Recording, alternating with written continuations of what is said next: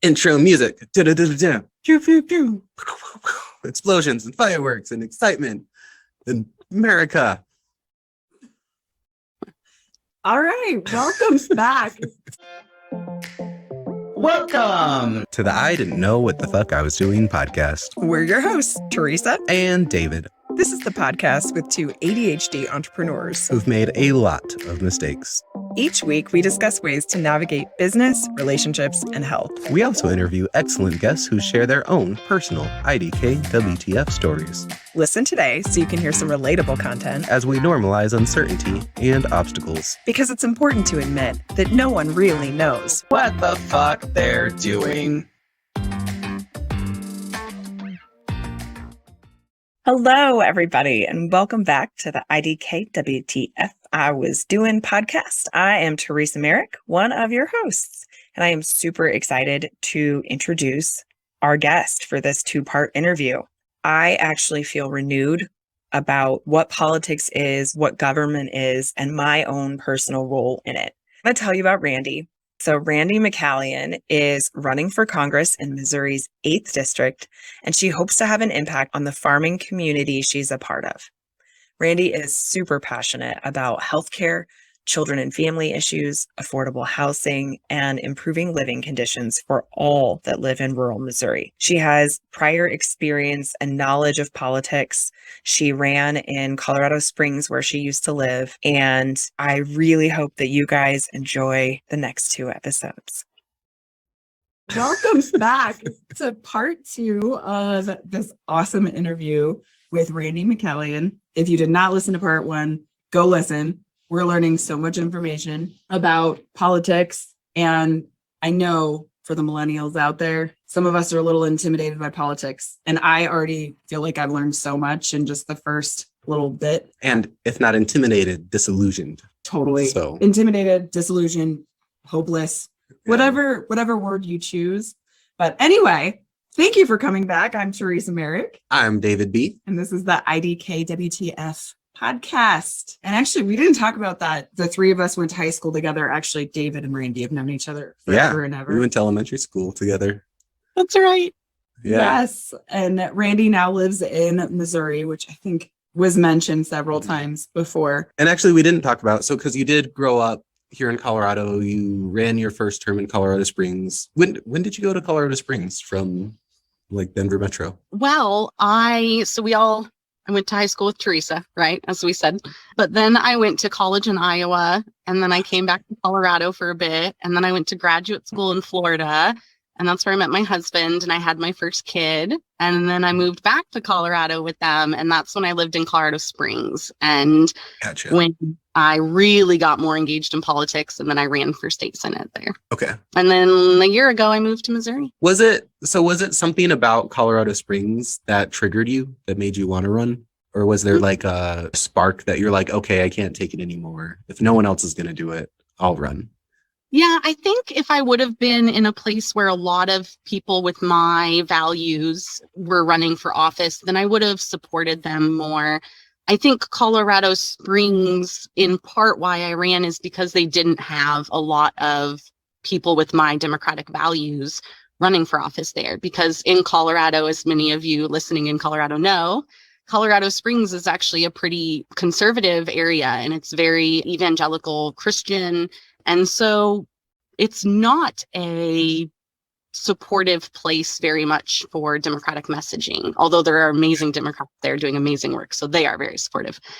And so I had those networks, and no one was going to run for that state senate seat. So I did. Well, that's awesome. So, but to talk a little bit, in case you missed part 1, you do want to go back. We talk about how to make a difference in government, like what that looks like, what kinds of differences were made, along with a little more background on Randi. But now we also really want to talk this episode about how an everyday person can be involved, can make a difference. And because I think a lot of us, like we said, we're a little disillusioned. We're not sure what to do. There's confusion around politics in general. And Randi is going to give us some great tips about how to go about making changes that we want to see, whatever those might be. Because I have to say, I don't care what part of the political spectrum you're on. There are things you care about that aren't working the way you think they should. Mhm. There That's are right. ways to make a difference.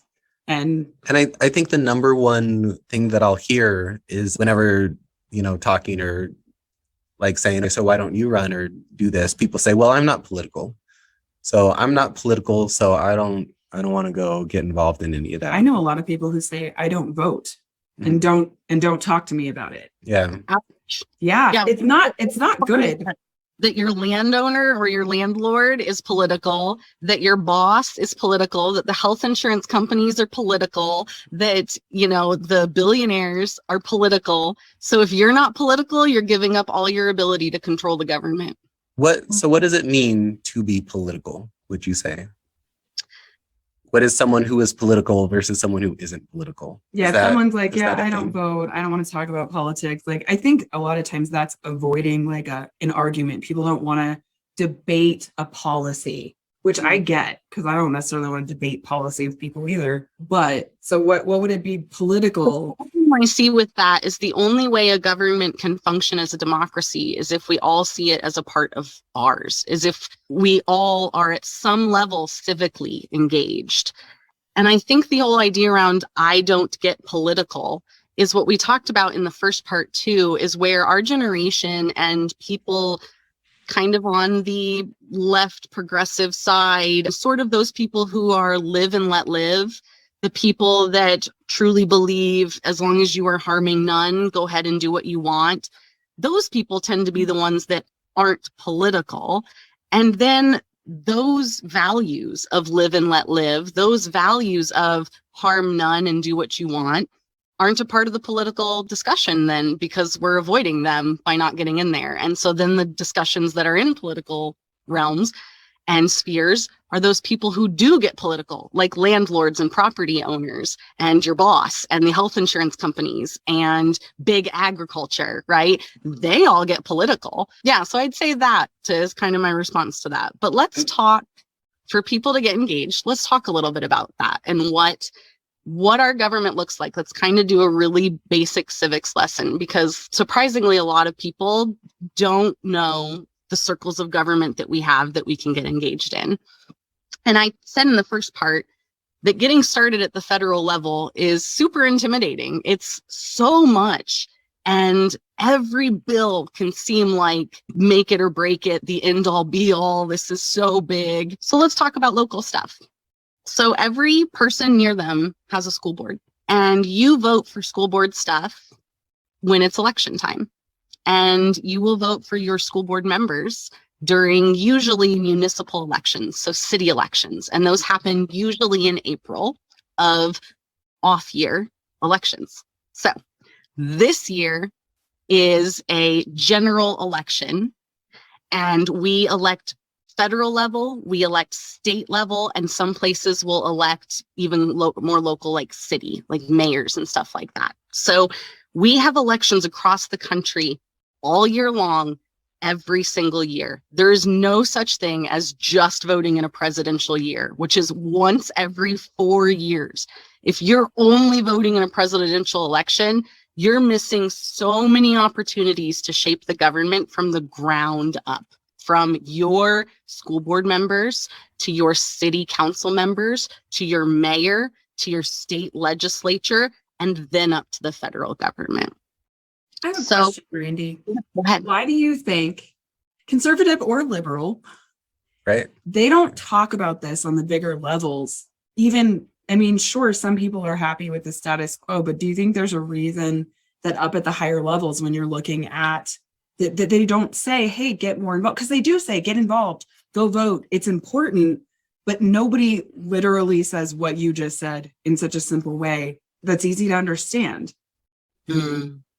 I mean, I think of new candidates and younger candidates and progressive people that are getting into politics these last 4 to 6 years.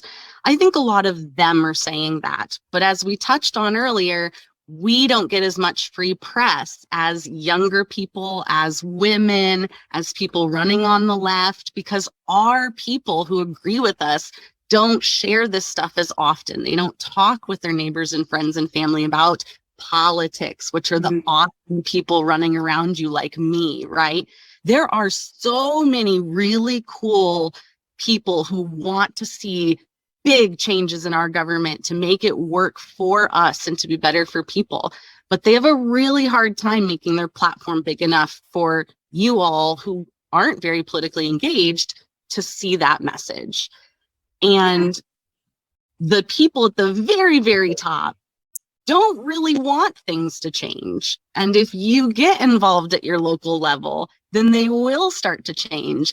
And there's a fair number of people in the establishment on both sides that don't want you to be more engaged. They don't want things to change. It's working for them. Yeah, it is, obviously, because it doesn't matter which side they're on. There are plenty of people who are career politicians who've been sitting in their seats for a long time. Whether you agree with them or not is neither here nor there. They're just there in their seats doing what they're doing, making money. They make a ton of money. They have health insurance paid for. They have benefits the rest of their life. They can also get massive donations from corporations. They can have PACs donate. They can use that money to travel and do campaign stuff. So yeah, I mean, it's working for them up there at the top. And we really need to get active more locally at our levels to elect those really amazing progressive voices. And I'm going to keep using the word progressive because I know that 70 to 80% of your listeners agree with progressive policy. For someone who doesn't have experience in politics, what would you say is step one for them to get more involved? You've talked about kind of the different levels. What's like their first step to go do? Pick a topic that is very important to you and then engage locally in that topic. So it would be homelessness, and then you would be engaging in either an organization that exists near you. So maybe the mission is something that a lot of places have that supports, homeless people in our community.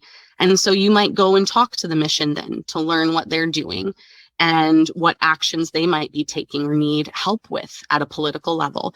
Usually they're going to point you towards city council. For example, in a city town close to me, we're having an issue right now with our mission that serves homeless people in our county needs to expand into a better building, and the community is trying to keep them from doing that.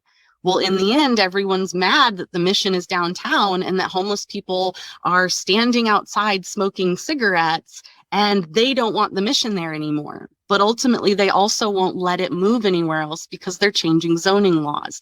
All of this is happening at a city level, at the city council. Okay. And so if I'm just at home and I'm like, how do I get involved? Just Google the issue I want. And I don't know, what would you type into a Google search? Because I figured that's where people are going to start, is a search on their phone of where do I even go to first talk to someone? Mm-hmm. Yep. So you're going to want to find an organization, or you're going to want to find a group that's already doing that. There are groups everywhere. Right. So let's say, again, what's your topic of interest? So let's talk about a few that are really important to people right now. Number one is abortion lately. And so if someone really deeply cares about abortion right now, then you would find a local group that is doing something in your state or possibly local to you, but usually at the state level if it comes to abortion. So that might be your Planned Parenthood in your state. There's a national network of abortion clinics that people can look up. If you have a great state that's protective of abortion, then you might want to look to another state that you could support. So Missouri is a really bad state for abortion right now, for example. So there's a lot of places that you could turn there, and you would just research in Google abortion groups, and you would find out about them and find one to join. Okay, you could Google something like groups that help feed hungry children, or groups that help eliminate homelessness, or whatever it is. Just get specific and look up like local groups, and Google, because Google's so smart, will probably know where you live and help you find local places you can look, or even national places, and then you could find local chapters of national places. Exactly. And then see where they're meeting and show up Yeah, so an organization allows you to join in and not do work yourself at first, right? They're going to bring you up to date on some topics. They're going to have action steps. You know, if you're worried about common sense gun laws, Moms Demand Action is a great group to join. And they have action steps listed on their website. They have local chapters in every state and in many cities. So there's always going to be a group. So let's say climate change. Climate change is really important to you. So you're going to Google close to you climate change groups, and you might find that there is a sunrise movement at one of your local colleges. You may find that there's a coal burning power plant in your area that people are trying to organize together to shut down, and you're going to find them either through Facebook or a news article. If you want to join the movement in your topic, that's a great way to do it. There are also other ways for people to get involved if they don't necessarily have a topic specific that they want to research. Then I recommend people look up when their city council meets. And most city councils these days have online meetings as well that people can just tune in and watch what's happening. And if not, then going to a city council meeting. And they meet frequently. You don't have to go to every meeting. Start somewhere. And so school board meetings, even if you don't have a kid in the school, you're still voting on who is on the school board. School boards are very important, number one, because it's the education of our children and what's happening right there in our environment with the future of our country. But it's also where a lot of candidates get started and then they start moving up to either city council or maybe a state legislature. And so it's a really great place to meet people who are doing local work in your community. So when I say to join these things, whether it's a meeting of city council or a meeting of the school board, a part of your reason going there is because it's a place to meet other people who are looking to do what you do or what you're interested in, or someone's going to stand up and speak and you're going to be like, oh my gosh, I love that person. And now you've met them and connected with them. I used to speak at city council meetings when I was in Colorado Springs, and it's a great place that people come up to me after and be like, I love what you said. Can I help you or work with you? And I would tap them into one of the groups that I knew about. Another wonderful way for people to get involved right now, there are protests in every state for multiple topics recently. We've had common sense gun law protests with March for Our Lives. We've had many pro-choice and Roe protests for our reproductive rights. There's always some local things going on for people. And so going to those, if those topics interest you or if you're aligning in some way with, you know, the message that they share, going to those protests are great places to meet activists and organizers in your community. And that's a place that you can ask someone who is organizing the event or speaking at it, who do they know that might be someone to connect you with for blank topic, whatever it is that you're interested in. Okay, so we've talked about school board level. We've talked about city council level. Everyone also has a county commission. So your county and the funds that come to a county from a state and federal level are run by the county commission. A lot of times county things like the county health center are also directed by that county commission group. And you can attend those meetings as well. They're always open to the public, just like the city council meetings and all those, the school board. And so you can attend county commission meetings and start learning about county level stuff. When we had COVID happening and every state and county was doing something different in every city councils or county commission would have been the really important places to join to find out what was happening in your local area and to have a voice in what happened in your local area. Any questions there before I move forward? I think actually now would be the perfect time to take a little break, hear from our sponsors, and then we'll be right back and because this is so great and you can finish what you're sharing about how to get involved. Perfect. This is a podcast for anyone looking to improve their personal, professional, or family life. We craft these episodes so you can learn from or relate to our experiences and opinions. And we'd love to hear more about you. So if you're interested in connecting with us further, as well as other like-minded individuals, we recommend checking out our creatively named Facebook group, Colorado Entrepreneurs. You don't have to be from Colorado or be an entrepreneur to join, but it doesn't hurt. Just go to facebook.com/groups/Colorado Biz. That's BIZ. and send us a join request. Or check the link in the description and show notes below. Thanks for listening. And now back to the show. Welcome back, everybody. Welcome back. We're back from our break. Thanks for listening to our sponsors. And so Randy was just telling us about how to get involved. And so please do. We just talked about the state level. We talked about school board. We talked about city. We talked about county. So what else do we need to know about getting involved, Randy? Good job remembering those. Look at how much we're already read from the I'm novel. learning. It's like Schoolhouse Rock up in here. That's right. We're getting a civics lesson and we're sharing it with everybody. There are so many levels to get engaged at. And so as I get into our next level, one point I want to make is that some of the topics your listeners might be interested in may be more of a state level thing. So for example, maternal and child health is my passion area. So improving the maternity care system, for example, a lot of those things are more at the state level. And so I was engaged in, city council meetings to make sure that our air quality in my city was good, that we were getting the coal out of our coal burning power plant earlier and transitioning to different renewable energy sources. So some of those topics are going to be more local to you. But if some of your topics feel much bigger, then the state legislature is a great place for people to get engaged with. So a first step for that, and something that I think every person should do, and this is homework for both of you, you're going to make a piece of paper and you're going to go through and find out who all of your elected people are. So you're going to look up your city councilor and find out who your city councilor is and what district you're in. You need to find out your county commissioner and what district you're in for that, or who your county commissioners are. You want to know your mayor. And then you want to know your state legislatures. So you have a state House representative and you have a state senator.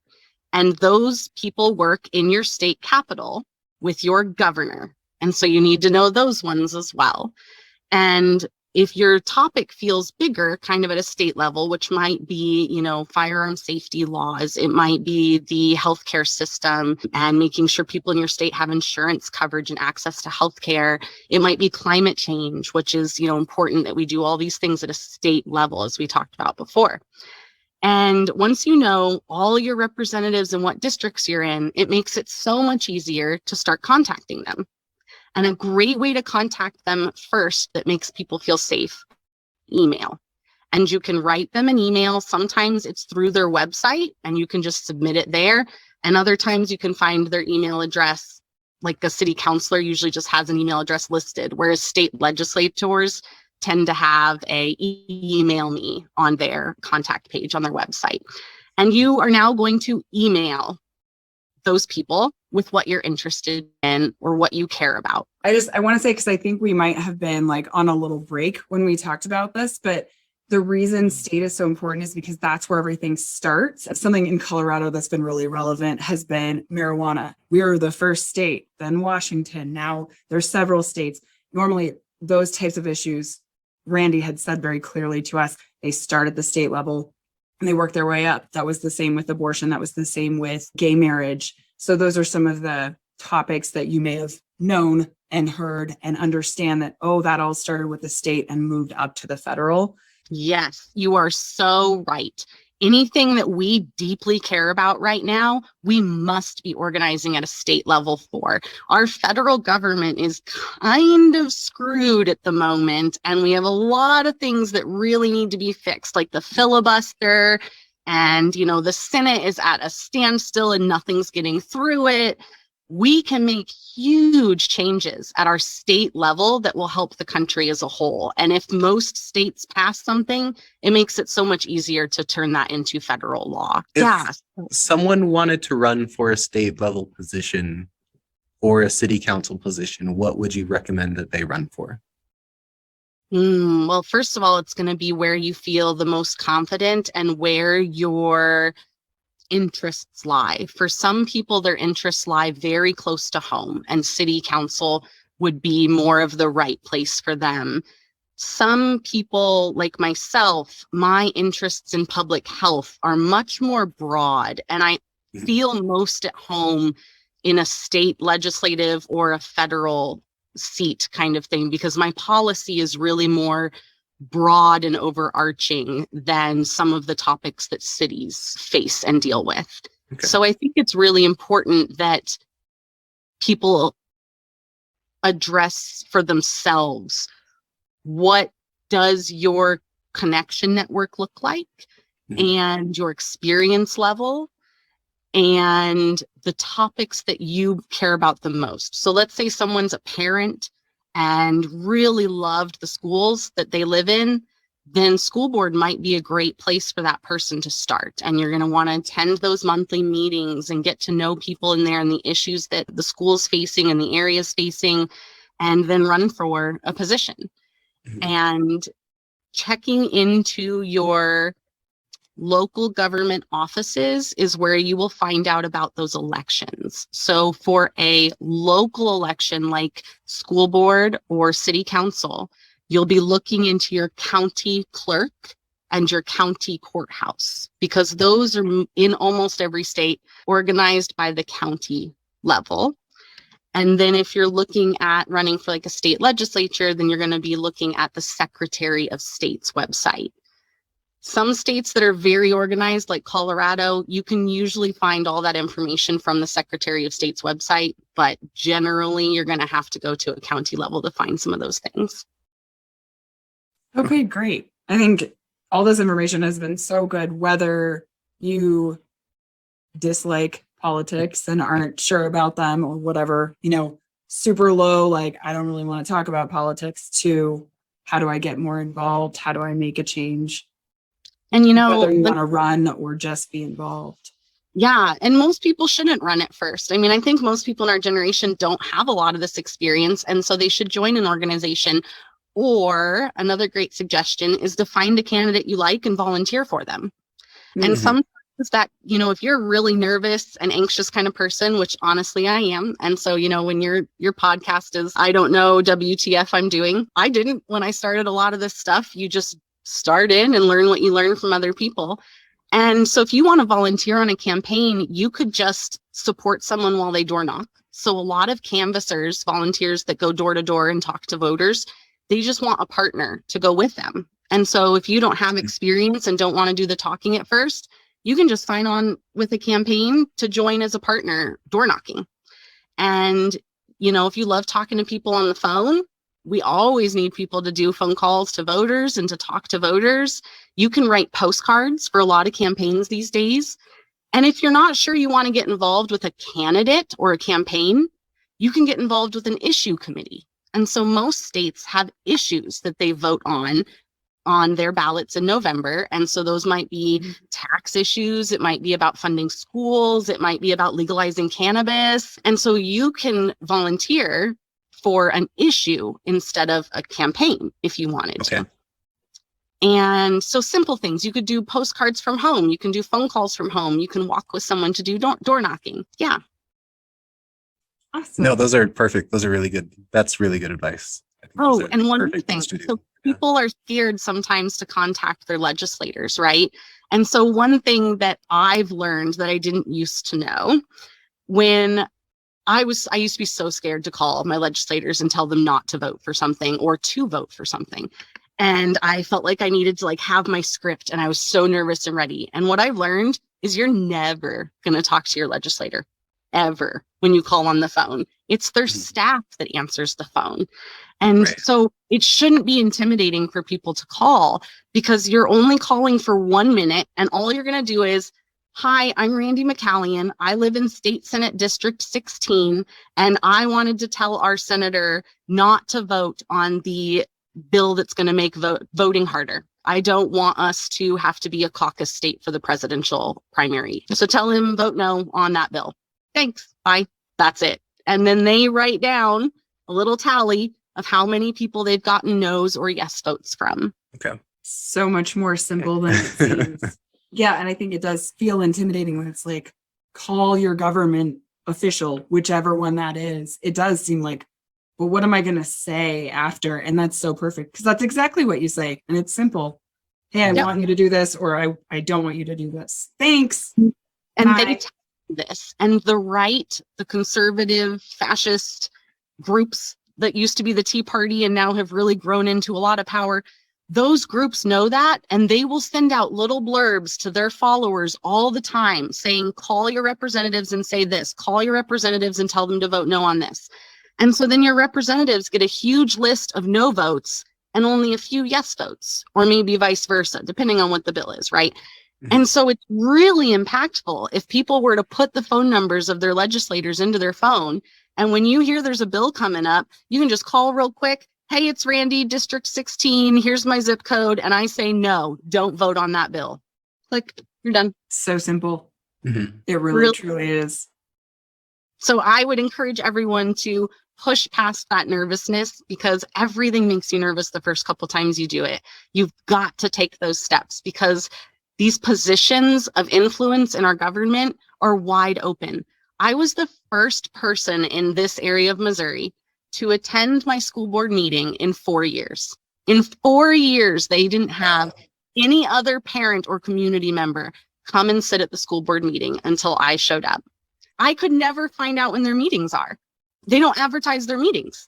So no one knows when they meet, and no one knew that the board meetings were open to them. And so it took someone going that had that experience to be like, why aren't you guys sharing this anywhere else? No one knows when these meetings happen. Yeah. Man. Well, you've shared a lot of information, and I absolutely appreciate it. We're running a little low on time. Would you like to share kind of some of your biggest struggles? Like, what are the biggest moments, or is there a particular story where you were like, I have no idea what I'm doing, and maybe why am I even here? Or why am I doing this? Honestly, I still feel that way a fair amount of the time. Mm-hmm. I still get very nervous to do speaking engagements. I was nervous to come on and chat with you guys just because it's different. It's new. It's, I'm an introvert. Truly. Hey, me too. And Yeah.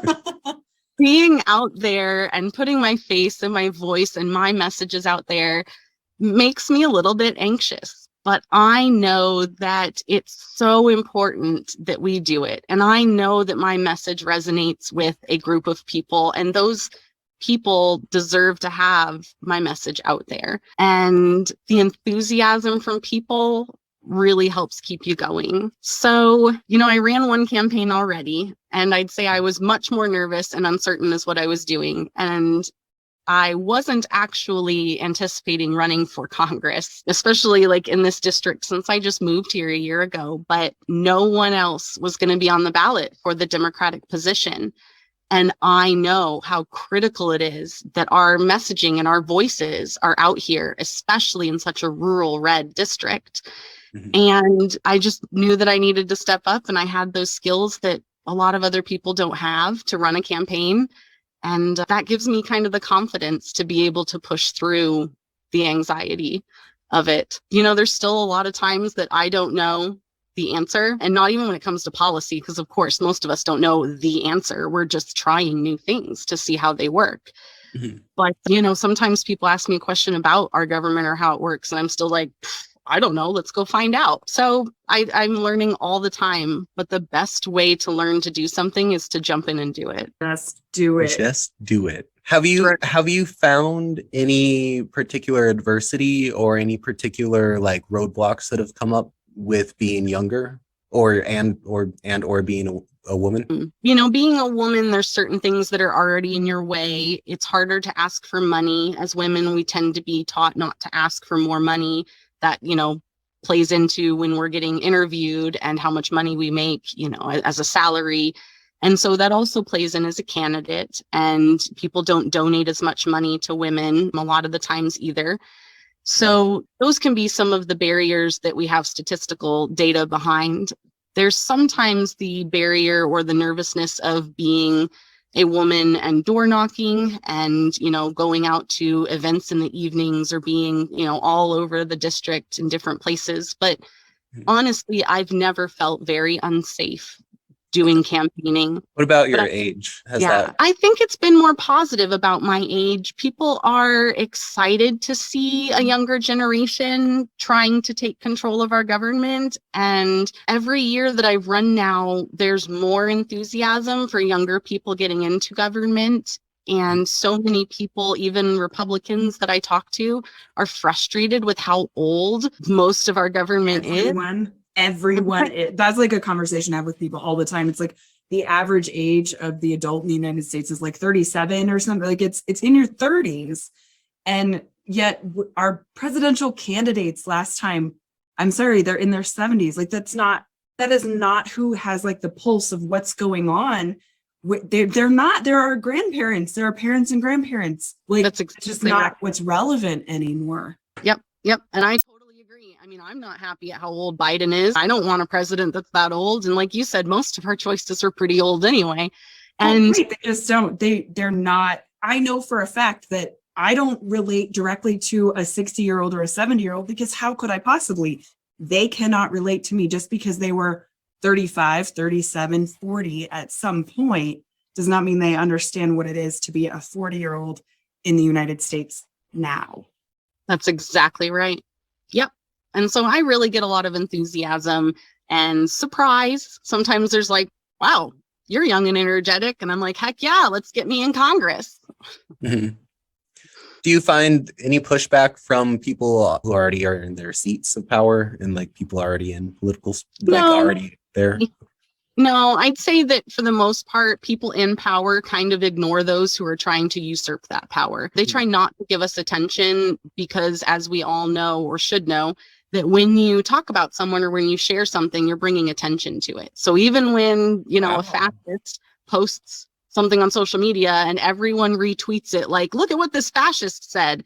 Well, that's giving them a bigger platform and that's giving them more attention. And so, but the one thing that might surprise you, and maybe it won't, the place that I get the most resistance tends to be from people in my own party. It tends to be from the Democrats themselves. So, of course, I have the most support from my Democratic companions as well, and there's amazing people supporting me. But what I found in my last campaign, not so much this one yet, but in my last campaign, the most criticism came from people who called themselves a Democrat, and they would criticize our strategy, they would criticize my messaging. But from my perspective, and this is something I in part learned from Brene Brown, the amazing inspirational speaker.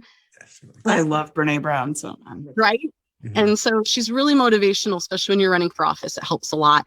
But she reminded me not to take criticism from people who aren't in the ring doing the work with you. And so it's been really easy for me to just kind of let trolls roll off my back. And if I get an email from a Democrat who's bothered by something that I'm doing, I'm usually like, I don't even know your name, which means you're not volunteering with my campaign, which means you're not out there doing the work. So sorry, if you want to see things done differently, come join us and do it. I love that. yes, it's so relevant. If you're not in the ring, if you're not doing it yourself, you don't really have a lot of space. I don't even know who you are. Well, and if you're not being constructive, if it's not like, hey, I have a question, hey, I want to like, there's a Right. different approach that happens when you're not just out there to complain about something, which like Yep. it's like you called them what it is, a troll. That's what they're doing at that point. When I ran for the state Senate seat in Colorado, it was during COVID. And so one thing in particular is that we had people angry that we didn't knock on their door and talk to them.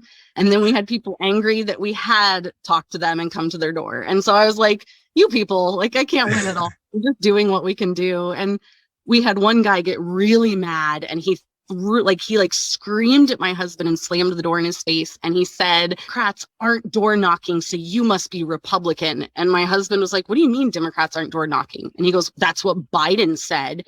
And my husband was like, we're not working with Biden's campaign. We are a state campaign doing all the work by ourselves. We are not connected to the overall Democratic structure. We do this work alone. And so I think too many people think that like the whole system of candidates is completely connected, and we're not. Like, I run my campaign by myself. I don't get any money from the DNC. I have no support from that area. It's really just my people and my volunteers and the people in this district that want to see something better, that are working together to make it happen. I'm not gonna lie. I thought it was all like connected. Like you had to get like party approval at the state and local level. I thought that was all a thing. Nope. And so one place I encourage people to get involved would be their local party. So every county in the nation has a local Republican and a local Democratic party. And so in my area, it's the Phelps County Democrats or the Phelps County Republicans. And that is a really powerful place that people can get engaged locally. And those are not controlled by the DNC, and they're not controlled even by the state party. They're very much a group of local people who work towards their common values in their area. Nice. Oh my gosh. I feel like my brain's going to explode. Yeah. We got so much good information, like in the best way. It's exploding in the best way. So I'll finish up a little bit then by saying that this is one of the reasons why I started running for office. And this was one of the reasons why I started getting political in this way and always talking about politics, was because I saw that the people around me in our generation weren't getting engaged enough civically. We weren't making the government ours. And so since I had those skills I told you guys about in the beginning, and a mom that taught me that my government was mine, I was like, well, I guess I need to do this so that other people see that a normal person like Randy did this. So of course they can too. that's perfect. I love it. How can people either support you, find out more about you, or what's like a final message you'd like to share with our listeners? Yeah, let me share a resource real quick that if people really feel like this conversation connected and they want to do a better job messaging to people, connecting on political talk and speech and ideas, there's a book I recommend to everyone, and it's called Don't Think of an Elephant. And it's by George Lakoff, Lakoff.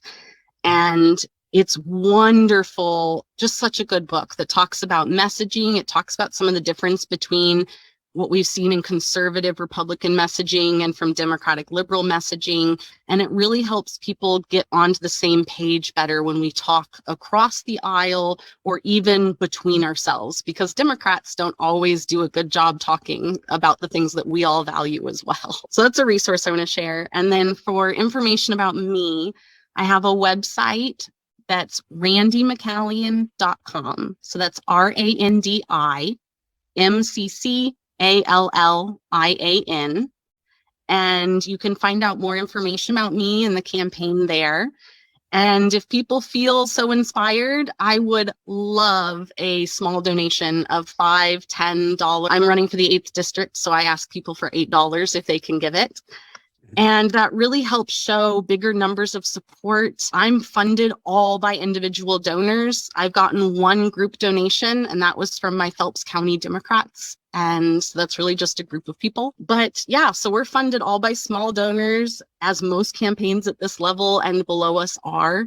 And so your $8 or whatever it is goes to reaching voters here. It goes to buying ads in local newspapers, the ones that are drying up and going away that are so important.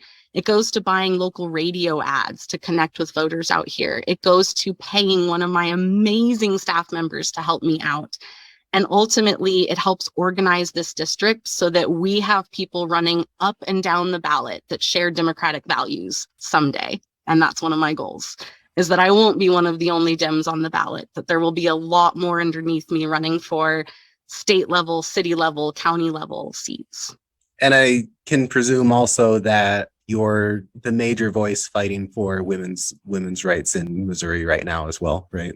Absolutely, yes. There are only 8 congressional districts in Missouri, and Democrats hold 2 of them.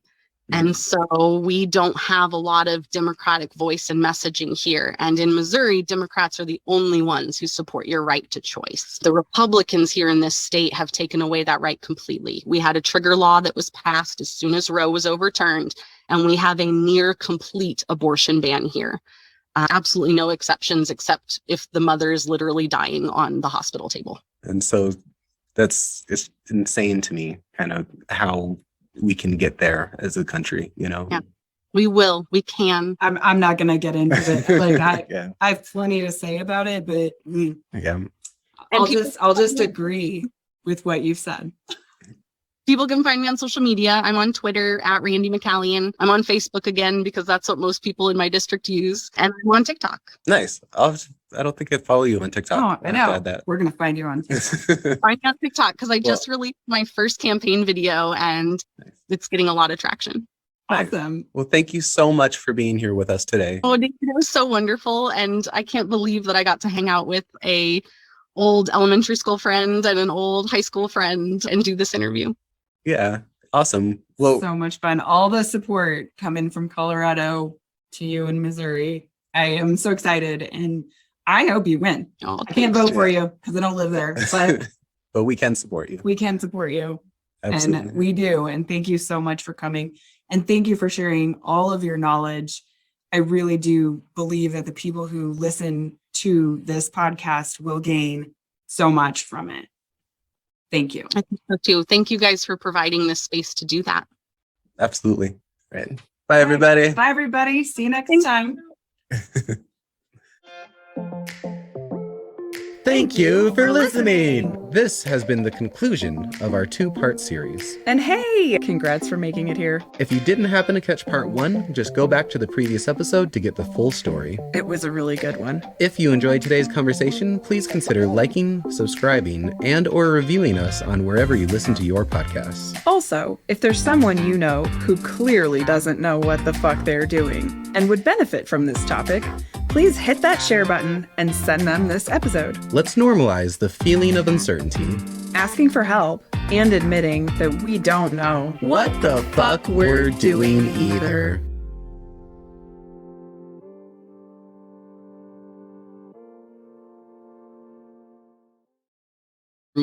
Meow cat. Hi. Yeah, because I mean, if there's going to probably be plenty of people listening that have no interest or wouldn't even consider running, but I think we could. I like that your cat's like, oh, you don't want me right here? I'm adorable. Look at how cute I am. Can you go lay down? Meow meow.